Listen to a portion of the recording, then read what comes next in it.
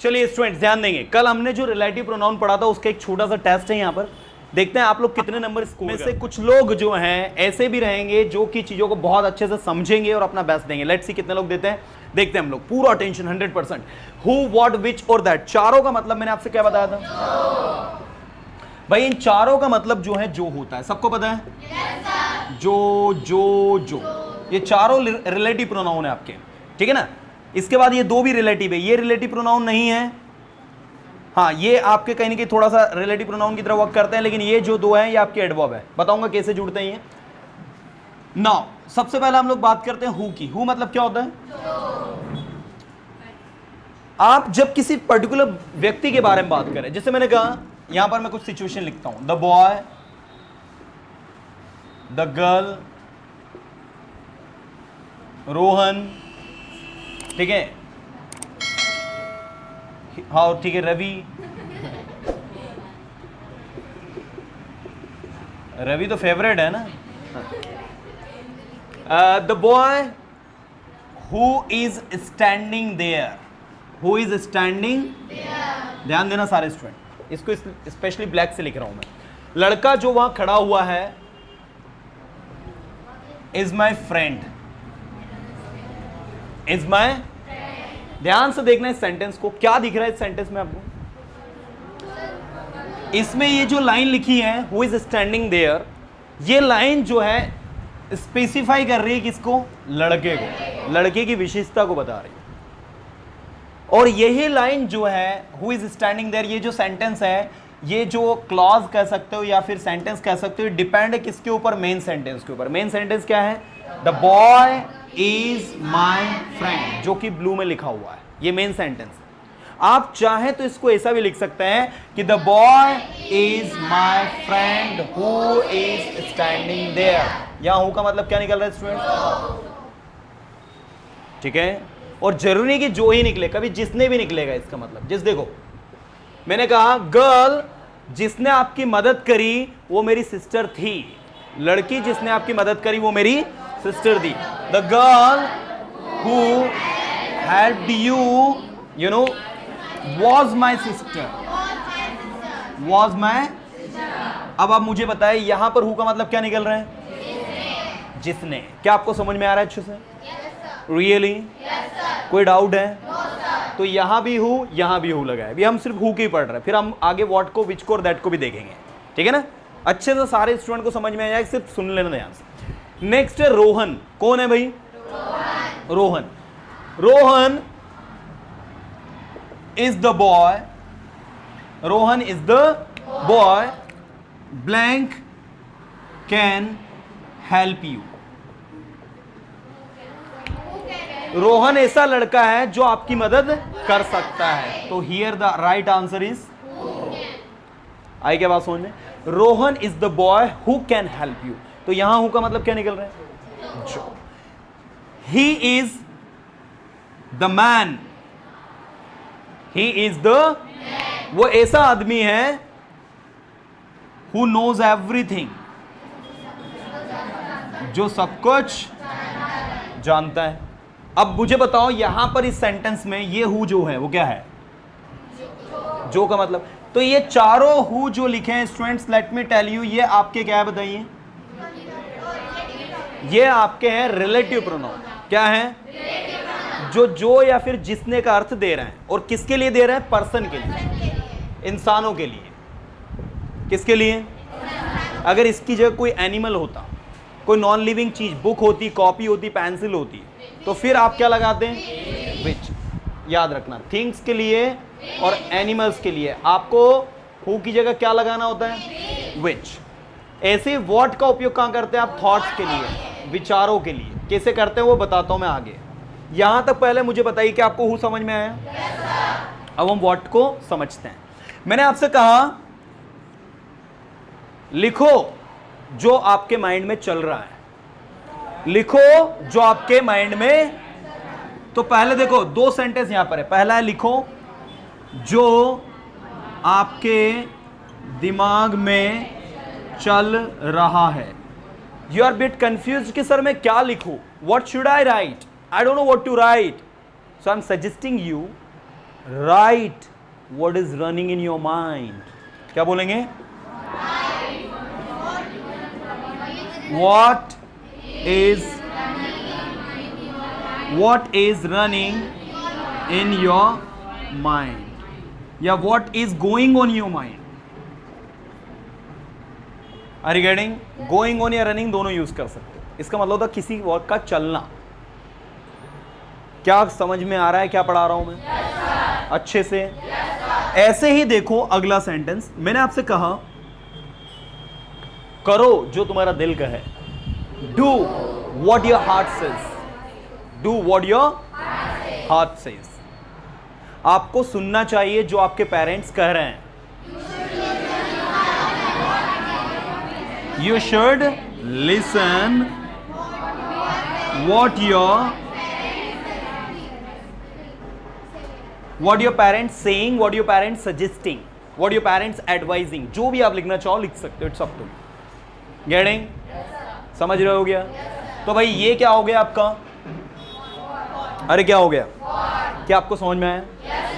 Let's move on to the next, that is which. अगला क्या है? अगला क्या है? अगला क्या है? अगला क्या है? बात करता हूं नेक्स्ट विच की। विच का उपयोग होता है एनिमल्स के साथ। किसके साथ? मैंने कहा वो जो डॉग वहां खड़ा हुआ है बहुत खतरनाक है। The dog who is standing there, कि which is standing there, which is standing there is very dangerous. Don't go to him, don't go to it. उसके पास मत जाना, otherwise you understand. Okay, so which का उपयोग पहला तो होता है स्टूडेंट एनिमल्स के साथ। किसके साथ होता है? और दूसरा मैंने कहा कॉपी जो आपके पास है वो मेरी है। बताओ, the copy which you have, ये देखो ये आपकी होगी सबऑर्डिनेट क्लॉज है ना। The copy which you have is mine. कुछ समझ में आ रहा है? आप इसको चाहे तो ऐसा भी लिख सकते हैं, the copy is mine which you have. आएगा समझ में? नहीं आया? तो ये रहा आपका विच रिलेटिव प्रोनाउन। कुछ समझ में आ रहा है? चलिए आगे ले चलता हूं। नेक्स्ट है हमारा विच भी हो गया। एनिमल्स के लिए क्या लगाते हैं आप? विच। अच्छा, दैट कहां लगता है भाई? दैट हर जगह लगा देना है जहां पर भी सेंटेंस में आपको ओनली लगा दिखे, एवरीथिंग लगा दिखे, नथिंग लगा दिखे, एवरीवेयर लगा दिखे, है ना, और द सेम लगा दिखे। हाँ ठीक है, ये सब कुछ अगर लगा दिखता है तो आप क्या लगाओगे? मैंने कहा किशन एक ऐसा लोता लड़का है जो एग्जाम में पास हुआ। बताइए इंग्लिश में क्या बनेगा? Kishan is the only boy that passed in the exam। समझे क्या? ये लगा आपका that। आपने who क्यों नहीं लगाया? क्योंकि यहां only आ गया। आई क्या बात समझ में? अच्छे से। The next we have whom और whose। इसको समझो ये क्या है भाई? whom लगता है ऑब्जेक्टिव केस के हटाने पर और whose लगता है पॉजिटिव केस के हटाने पर। अब आप कहोगे सर ऑब्जेक्टिव पॉजिटिव क्या होता है? तो यहां देखो, subject, objective case, positive case और रिफ्लेक्सिव केस। ऐसे 4 फॉर्म में होते हैं आपके सब्जेक्ट्स प्रोनाउन, है ना। पहला आई का, मी से माय और माइन और माई सेल्फ। समझे क्या? तो जब आपके सेंटेंस से सब्जेक्ट हटता है तो आप क्या लगाते हो? हु। ये देखो, द बॉय हु इज, तो इससे पहले क्या आता है? सब्जेक्ट, इसलिए क्या लगाया आपने? Are you getting? जब आपके सेंटेंस से ऑब्जेक्ट हटता है तो आप लगाते हो हुम। क्या लगाते हो? क्या लगाते हो? हुम लगाते हो। जब आपके सेंटेंस से माय और माइन हटते हैं तो उसके लिए आप क्या लगाते हो? अरे क्या लगाते हो? और रिफ्लेक्सिव केस नहीं हटता है क्योंकि वो सब्जेक्ट की तरह आता ही नहीं है, दैट्स व्हाई। तो आई हटेगा तो हु लगाना है सब्जेक्ट, मी हटेगा तो हुम लगाना है, और पॉजिटिव केस हटेगा तो हुज लगाना है। कुछ आई बात समझ में? नहीं आई? अब इसके एग्जांपल्स देखो कैसे। जब आप किसी से बातचीत कर रहे हो, क्या कर रहे हो? यह वही लड़का है जिसने मुझे समझाया। आप देखना, ध्यान देना, पहला सेंटेंस। और दूसरा सेंटेंस, यह वही लड़का है जिसको मैंने समझाया।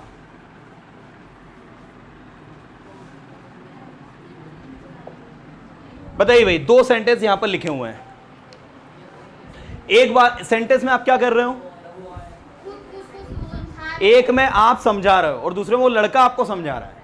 तो जिसमें लड़का आपको समझा रहा है उसमें हु लगेगा, और जिसमें आप लड़के को समझा रहे हो उसमें हुम लगेगा, क्योंकि वो लड़का उसमें किसकी तरह आ रहा है, ऑब्जेक्ट की तरह। और जिसमें लड़का आपको समझा रहा है, लड़का किसकी तरह आ रहा है, सब्जेक्ट की तरह, और आप आ रहे हैं ऑब्जेक्ट की तरह। तो देखो दोनों की इंग्लिश करते हैं हम। यह वही लड़का है तो this is the boy, this is the boy जिसने मुझे समझाया, हु एक्सप्लेन्ड मी, हु, ये देखो हु लगाया आपने, आया क्या समझ में। यह वही लड़का है जिसको मैंने समझाया, तो this is the boy whom I explained। अब मुझे एक बात बताया, हु के बाद डायरेक्ट वर्ब आई, होम के बाद सब्जेक्ट आया, फिर वर्ब आई। कुछ समझ में आया? कल को अगर आपका टेस्ट होता है, ऑप्शन में हु और हुम आता है, ऑप्शन में क्या आता है, तो आप देखना कि वर्ब लिखी है, वर्ब के डायरेक्ट पहले क्या लगाते हैं, सब्जेक्ट लिखा, सब्जेक्ट के डायरेक्ट पहले क्या लगेगा। कुछ समझे क्या? बड़ी आसान चीजें समझने में। अरे समझे नहीं समझे? तो होम का मतलब क्या हो गया, जिसे, कि जिसको। यहां पर होम का मतलब जिसे भी निकलता है, जिसको भी निकलता है, दोनों निकलता है। ठीक है, चलिए आप मुझे बताइए, क्या आपको समझ में आ रहा है? रियली? लॉक कर दे? पक्का पक्का? ओके, ऐसे ही होता है हुज, जिसका मतलब होता है जिसका, जिसकी, जिसके। ठीक है, रवि जिसका ये पैन है बहुत होशियार लड़का है। रवि जिसका ये पैन है बहुत होशियार लड़का है। बताओ क्या बनेगा इंग्लिश में? रवि जिसका ये पैन है बहुत होशियार लड़का है। बताइए, Ravi whose pen is this, sorry whose pen this is, ऐसा बनेगा वो। ठीक है ना, Ravi whose pen this is very intelligent boy. अच्छा, कोई बताएगा मुझे यहां पर दो बार इज आ रहा है, एक इस किसके साथ में आ रहा है, एक इसके साथ में आ रहा है, और ये जो है रवि इसके साथ ये वाला इज लगा हुआ है, इसलिए वहां पर इज हुआ है। तो आप इस सेंटेंस को ऐसा भी लिख सकते हैं कि Ravi is very intelligent boy whose pen this is. Ravi बहुत होशियार लड़का है जिसका यह। कुछ समझे? नहीं समझे? ऐसी बात है। English is very funny language. Kishan जिसकी किताब तुम्हारे पास है मेरा दोस्त है। किशन जिसकी किताब तुम्हारे पास है मेरा दोस्त है। Kishan whose book you have is my friend। तो देखो have के बाद is आ गया, तो डरने का नहीं है। Kishan whose book you have is my friend, या फिर आप ऐसा बोल सकते हो, Kishan is my friend whose book you have। Kishan मेरा दोस्त है जिसकी बुक तुम्हारे पास है। क्या समझ में आया? पक्का पक्का? पक्का पक्का? आंसर जो आपने नहीं किया वो मैंने किया। सॉरी, क्वेश्चन जिसका आंसर आपने नहीं किया वो मैंने किया।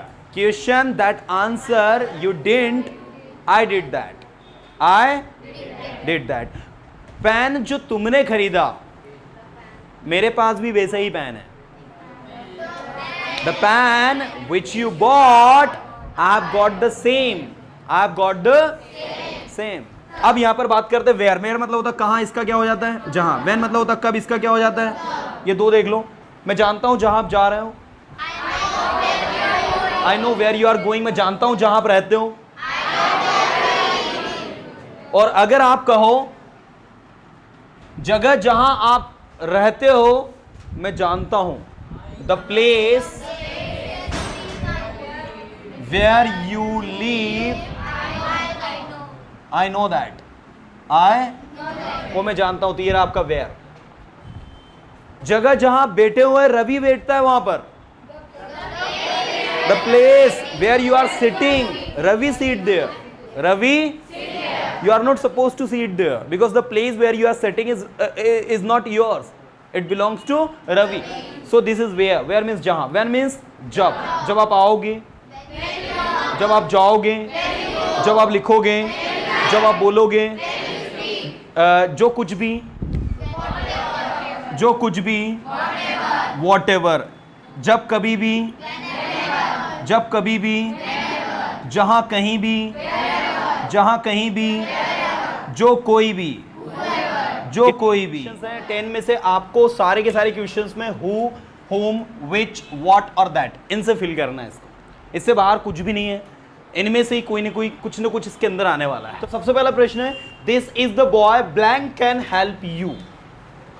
आपको मैंने क्या बताया था कि भाई हु जो है वो पर्सन के लिए यूज होता है, किसके लिए होता है, यहां पर पर्सन है द बॉय, तो आप आंसर में क्या लिखेंगे, आंसर में लिखेंगे आप हु। Are you getting?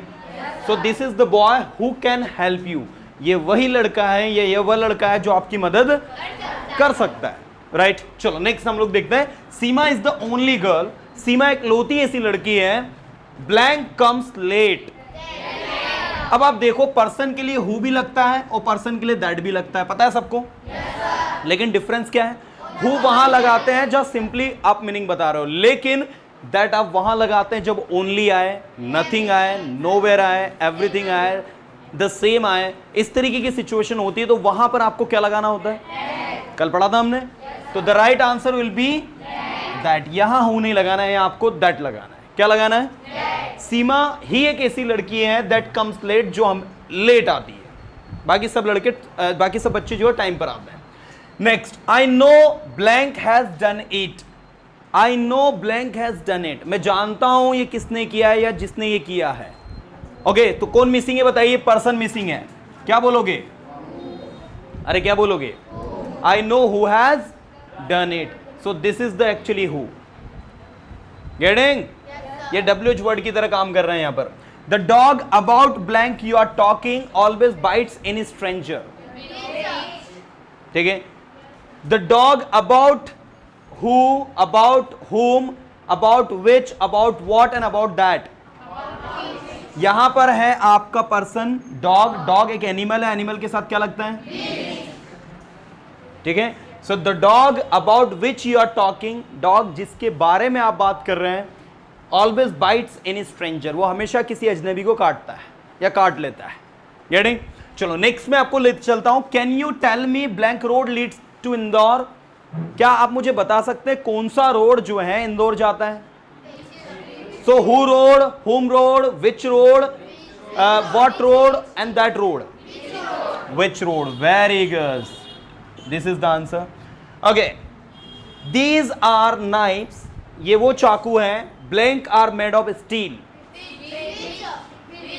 जो किसके बने हैं, स्टील के बने हैं। सो आपको याद रखना है ये नाइफ वही है जो किसके बने, स्टील के, तो which are made of steel, जो स्टील के बने हुए हैं। There is nothing blank would interest you, ऐसा कुछ भी नहीं है जिसमें आपको मजा आए। यस, अगर आप ध्यान से देखें तो यहां पर क्या लिखा है, नथिंग। नथिंग नहीं होता तो विच भी लगा सकते थे, वॉट भी लगा सकते थे, अब आपको क्या लगाना है, क्योंकि दैट हर जगह लग जाता है, वॉट की जगह भी, हु की जगह भी, विच की जगह भी, तो आपको यहां पर नथिंग लिखा है, इस वजह से क्या लगाओगे, that is the right answer. The next we have, blank is sweeter than honey, बताइए, who is sweeter than honey, whom is sweeter than honey, which is sweeter than honey, what is sweeter than honey and that is sweeter than honey. यहां पर WH word की बात हो रही है, बताइए कौन सा WH वर्ड सही है।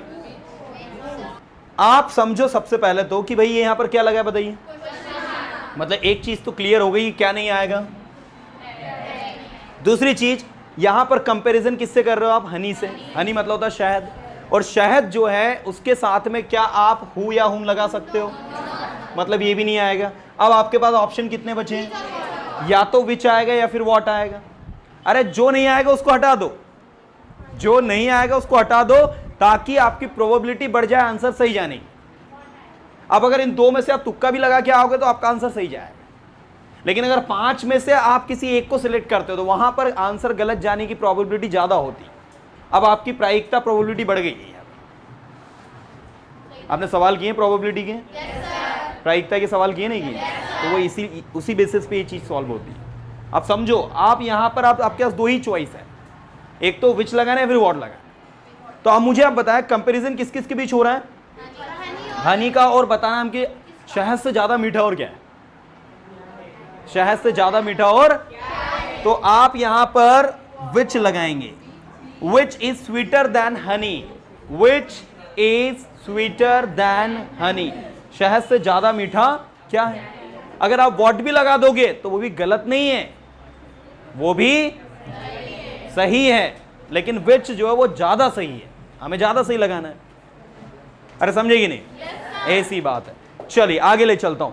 आई know blank you help there. अब यहां पर देखो पहले से क्या लगा है? मैं जानता हूं जिसकी मदद आपने की, तो यहां पर आप सब्जेक्ट है, सब्जेक्ट होता है तो क्या लगता है फिर? ऑब्जेक्ट। ऑब्जेक्ट के साथ, ऑब्जेक्ट के स्थान पर क्या लगाते हैं? Whom. I know whom you helped, मैं जानता हूं जिसकी आपने मदद की। Next, do blank your heart says, करो जो आपका दिल कहे। Do what your heart says, do which your heart says, do who your heart says, do whom your heart says, do that your heart says, do what your heart says. Now let me no